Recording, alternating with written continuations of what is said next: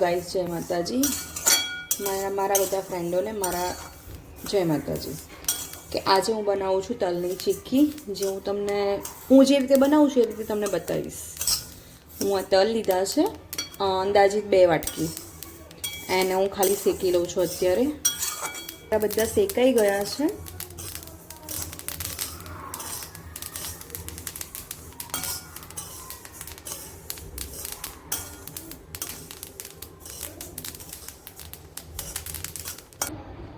પછી ફ્રેન્ડ આપણે ગોળ લેવાનો છે.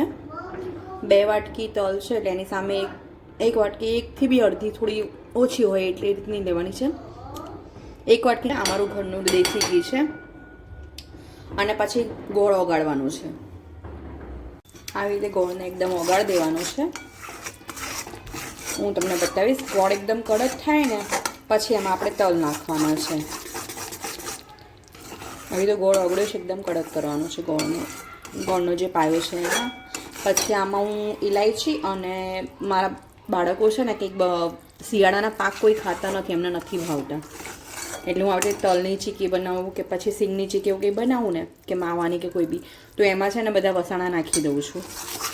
એટલે હું આમાં બધા વસાણા નાખી દઈશ અને પછી એને હું તમને બતાવીશ આગળ. કલર બદલાઈ ગયો છે, પણ હજી આપણે જેવું જોઈએ એવો ગોળ નથી થયો. એને તમારે ચેક કરવું હોય તો તમે આવી રીતે વાટકીમાં પાણી ભરી લો, પછી એમાં આના ડ્રોપ્સ નાખો. જે ગોળ ઓગાળ્યું છે ને આપણે, એને આમ હલાવીને પછી એના ડ્રોપ્સ પાણીમાં નાખી દો.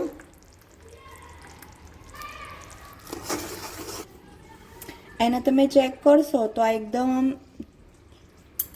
જો અવાજ થાય છે, પણ હજી થોડો નરમ છે, આમ ભાગતો નથી એકદમ.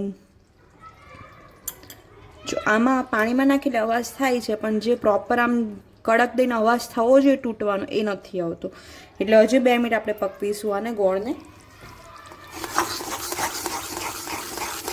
અને એને એકદમ ધીમા ગેસ ઉપર જ કરવાનું, નહીં તો ગોળ એકદમ બળવાનું પછી થઈ જશે ને તો તમારો ટેસ્ટ બી બગડી જશે એમાં.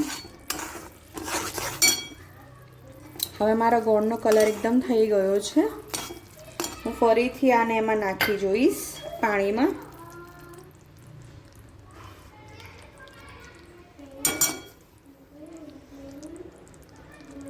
નાખ્યા પછી તમે એને થોડી વાર પછી અંદર હાથ નાખશો એટલે આમ અવાજ તો જે આવે છે એનો જે આવવો જોઈએ.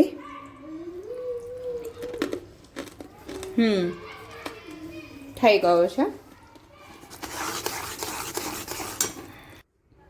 હવે જોઈ શકો છો તમે મારા ગોળનો કલર એકદમ ડાર્ક થઈ ગયો છે, અને એને હું પાણીમાં નાખું છું તો એકદમ તૂટી જાય છે.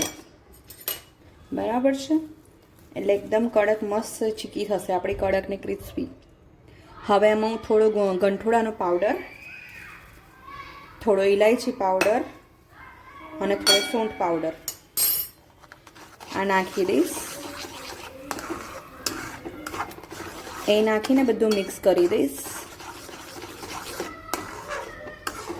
જો બધું મિક્સ થઈ ગયું છે. હવે હું આમાં તલ નાખી દઈશ, અને આ બધું તમારે ગેસ બંધ કરીને કરવાનું, જેથી તમારો ગોળ વધારે પાકી ના જાય.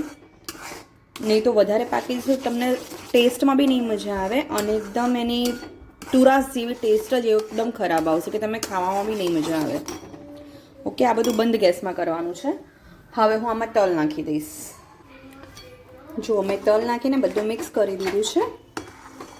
હવે આને ઘીવાળી પ્લેટફોર્મ પર આપણે થોડું ઘી લગાવી દેવાનું, કાં તો પછી કોઈ ડીશમાં બી તમે ઘી લગાવીને પછી એને પાથરી દેવાનું. ત્યાં હું તમને આગળ પ્રોસેસ બતાવું.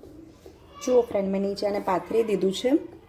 આને ગરમ ગરમ હાથ નહીં લગાવવાનો બહુ વધારે, અને હાથ પર થોડું ઘી લગાવીને પછી આમાં એ કરવાનું. હવે ફ્રેન્ડ્સ, હું આને થોડી વણી લઈશ એટલે એકદમ પતલી થઈ જશે.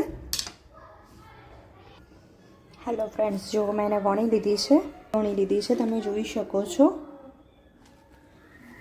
હવે એને થોડી વાર ઠંડી થવા દઈશું. ત્યાં સુધી આપણે એને ચપ્પાથી કાપા કરી દઈશું, જે રીતને આપણે ડિઝાઇન જોઈએ. એને કટ કરવા માટેની થોડા કટ આપી દઈશું, એટલે ફટાક દઈને આપણી ચીક્કી તરત પીસમાં થઈ જાય. ઓકે, જુઓ ફ્રેન્ડ્સ, મસ્ત પીસ થઈ ગયા છે, નાના નાના, એકદમ પતલી થઈ ગઈ છે, તમે જોઈ શકો છો.